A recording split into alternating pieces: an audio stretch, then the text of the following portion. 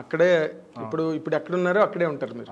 నార్మల్గా ఒక డైరెక్టర్గా సాయి రాజేష్ ఒక కథ రాసుకోవడంలో ఆ కథను మీ అందరికీ చెప్పి కన్విన్స్ చేసుకోవడం, ఇవన్నీ అతని వైపు నుంచి అతను పడ్డ స్ట్రగుల్ జనరల్గా.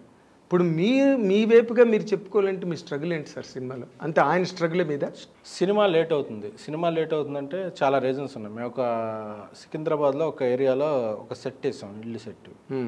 అక్కడ ఉండే పొలిటికల్ ఇదికి అక్కడ ఉండే కంటోన్మెంట్ ఏరియా ఏదో చిన్న వచ్చి అది పడేశారు. మాకు చెప్పిన రోజు షూటింగ్ వెళ్తే పడేశారు.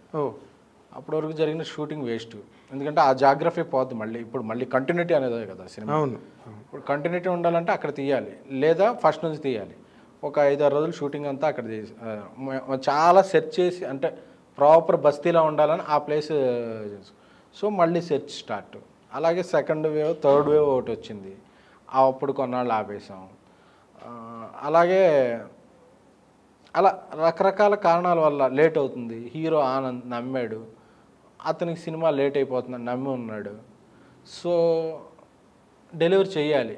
ఇది ఒక ఇంటెన్స్ డ్రామా. అంటే సీన్లు కూడా ఏ రోజుకి ఆ రోజు వాళ్ళ పెర్ఫార్మెన్స్ ఎలా ఉందో బట్టి దాన్ని బట్టి మిగతా సీన్లు కూడా ఆల్టర్ చేసుకుని, అంటే మార్చుకొని దానికి తగ్గట్టు ప్లేస్ చేసుకుని అలా వెళ్ళాలి డైరెక్టర్ కూడా. ఎందుకంటే ఇందులో ఎవరన్నా ఒకళ్ళు తప్పు అనేస్తే వేరే సినిమాలు ఉన్నాయి కొంతమంది వచ్చిన పేర్లు ఎందుకని, అమ్మాయి తప్పు అని క్లియర్గా కనబడింది, లేకపోతే ఇంకొక అబ్బాయి తప్పు అని క్లియర్.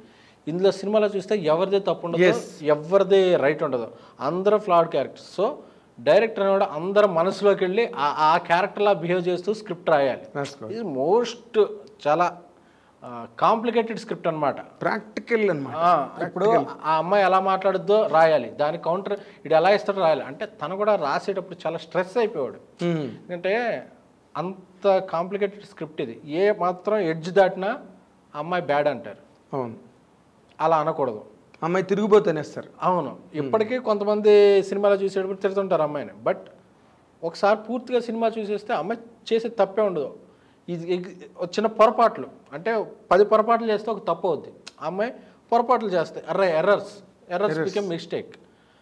ఇది అలా చేస్తే అలా. సో ఇదంతా కాంప్లికేటెడ్ స్క్రీన్ ప్లే. సో ఈ స్క్రీన్ ప్లేని నమ్మి డేట్స్, ఇంకో హీరో వేరే సినిమా చేసేవాడు, ఇలాగా అన్నీ మాట్లాడుకుని ఇవన్నీ చేసేవాడు కొంచెం టైం పట్టేది. సో డ్రాగింగ్ అయ్యేది. అప్పుడు టెన్షన్ ఉండేది. మనం అనుకున్నది లేట్ అవుతుంది, తీయాలి. అలాగే ఒక ఎడిటర్ ఉన్నాడు ఈ సినిమాకి. మా డైరెక్టర్ ఎక్కడ ముందు చెప్పాడో లేదో తెలియదు నాకు. సినిమా అంతా కట్ చూసి, సార్ ఈ సినిమా ఆడదు, ఈ సినిమా అసలు అంటే ఇంకా 70% ఆఫ్ ద షూటింగ్ ఫినిష్ చూసి ఒక రఫ్ కట్ ఆర్డర్ చూసి, ఈ సినిమా ఆడదు సార్, ఈ సినిమా డిజాస్టర్ అవుద్ది అని చెప్పాడు. నా చెప్పినప్పుడైనా నేను సీన్లు చెప్పాను. ప్రింట్ రోల్ బ్యాంగ్లో పబ్ సీన్ ఉంది కదా, సెకండ్ హాఫ్లో ఆటో సీన్ ఉంది కదా, క్లైమాక్స్లో ఇద్దరు రివీల్ అయ్యే సీన్ ఉంది కదా, అలా 6-7 సీన్లు చెప్పాను నేను. ఈ సినిమా బ్లాక్ బస్టర్, మీకు నమ్మకం లేకపోతే ఓకే, ఇట్స్ ఇండివిజువల్ పెర్సెప్షన్, నేను I will go for another editor. But cinema మీద నా కాన్ఫిడెన్స్ని చంపేయకండి, because I believe in the script. నాకు నచ్చిన సినిమాలు ఎప్పుడైనా ఆడినాయేమో, కానీ నాకు నచ్చిన సినిమా ఎప్పుడు ఫెయిల్ అవ్వాలి. ఇది నాకు చాలా నచ్చిన స్క్రిప్ట్, ఇది నేను 100% వర్కౌట్ అవుద్దని నమ్ముతున్నాను. సో ఇదే మాట అతను డైరెక్టర్తో కూడా చెప్తే డైరెక్టర్ బికెమ్లో అదే నేను ఎంత కష్టపడి తెస్తున్నాను. సో అక్కడ 2 months వేస్ట్. మళ్ళీ ఒక పాత థియేటర్ వెళ్ళిపోయాడు. ఇంకో కొత్త థియేటర్ మాకు తగ్గట్టు మళ్ళీ ఎంగేజ్లో ఉండేవాళ్ళు చూసుకుని, ఎందుకంటే ట్రెండీ సినిమా కాబట్టి దానికి ఇదే. అంటే ఇప్పుడు ఒక సీనియర్ పర్సన్ తీసుకొస్తే ఆయన ఎలా ఫీల్ అవుతారో తెలియదు, ఎందుకంటే హ్యూమన్ సైకాలజీ మీద వెళ్ళే ఫిల్మ్. హ్యూమన్ సైకాలజీ ఒకటి, కాంటెంపరీ యూత్ లో ఉండే ఆ ఫోలిడ్ నేచర్ ఉంటుంది కదా, దాని మీద ఆధారపడి దాన్ని రిలేటబుల్ గా ఉండే పర్సన్స్ కావాలి. ఒక విప్లవ్ అనే ఒక ఎడిటర్ మాకు, is the one of the finest find for this film. తను దొరికాడు, తను మాతో మింగిలాడు. అక్కడ నుంచి మళ్ళీ కొత్తగా వచ్చేవాడు, మళ్ళీ ప్రాసెస్ స్టార్ట్ చేయాలి. సో ఇవన్నీ కూడా డెలివరీ చేయడానికి చాలా ట్రయల్ అండ్ ఎర్రర్ పీరియడ్. ఆ టైంలోనే సమ్మర్ రిలీజ్ చేద్దాం అనుకున్నాం. సమ్మర్ డేట్లు మిస్ అయిపోయినాయి. సమ్మర్లో ఏ సినిమాలు అందరూ ఫోన్లు చేసేవారు, మంచి డేట్లు మిస్ అయిపోతున్నాం, మంచి డేట్లు అది ఇంకేం సినిమా పోను. నేను ఒకటే నమ్మాను, మరి సినిమా బాగున్నప్పుడు అది ఏ సీజన్లో వేసినా ఆడుద్ది. అంటే సీజన్ అడ్వాంటేజ్ ఉంటుంది. సీజన్ అడ్వాంటేజ్ తీసుకుంటాక హాఫ్ బేక్డ్ ప్రోడక్ట్ వేయలేం. చెప్పారు అందరూ, May 18, May 26 ఆ సినిమా రావట్లేదు, ఈ అడ్వాంటేజ్. అందుకే ఈ సినిమా ఏ సీజన్కి వస్తుందో తెలియదు అని చెప్పి జూలై 14 ఈజ్ ద ఫైనల్. మేము అనుకున్న దాంట్లో బెస్ట్ డేట్. తర్వాత ఇంకా కళ్యాణ్ బాబు సినిమా వస్తుంది, చిరంజీవి గారి సినిమా వస్తుంది, రజనీకాంత్ గారి సినిమా వస్తుంది, పవన్ కళ్యాణ్, విజయ్, సలార్, ఇంకా అక్టోబర్ వరకు ప్యాక్ట్గా ఉంది. జూలై 14 రాకపోతే సత్యమే ఇంకా. అందుకే ఆ రోజు ఇంకో నవీన్ గారి సినిమా ఏదో ఉంది అనుకున్నారు, తర్వాత పోస్ట్ పోయింది. సో దానికి మాకు అప్పుడు మేము ఫైనల్గా డిసైడ్ అయినప్పుడు ఒక 50-60 డేస్ ఉంది. దాంట్లో 11 డేస్ షూట్ బ్యాలెన్స్ ఉంది. 11 డేస్ షూట్ చేసాం. డే అండ్ నైట్ ఎవడు పడుకోలే, అందరూ 2-3 అవర్స్ పడుకునేవాళ్ళు, షిఫ్ట్లు భారీగా పడుకునేవాళ్ళు.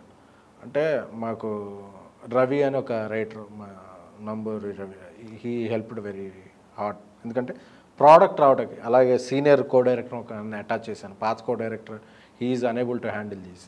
సో కొత్త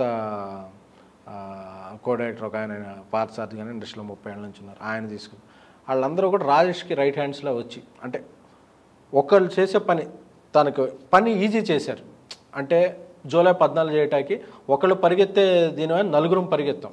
సో ఆ డేట్ మా అచీవ్మెంట్ అంటే జూలై 14 రావడం అనేది చాలా పెద్ద అచీవ్మెంట్. అన్ని ఎడిటింగ్లు, పోస్ట్ ప్రొడక్షన్లో పోయి ఇది చూసి అప్పటికి యూఎస్లో ఒక కాపీ వెళ్ళింది, నాన్ యూఎస్ ఒక కాపీ వెళ్ళింది, ఇండియా ఒక కాపీ వచ్చింది. సో అది 3 వెర్షన్స్ వెళ్ళినాయి. సో ఏ వెర్షన్ వెళ్ళినా ప్రతి వెర్షన్ హిట్ అయింది. సో అది we believe in the content, that is greatness of Sairaj. తర్వాత ఇంకో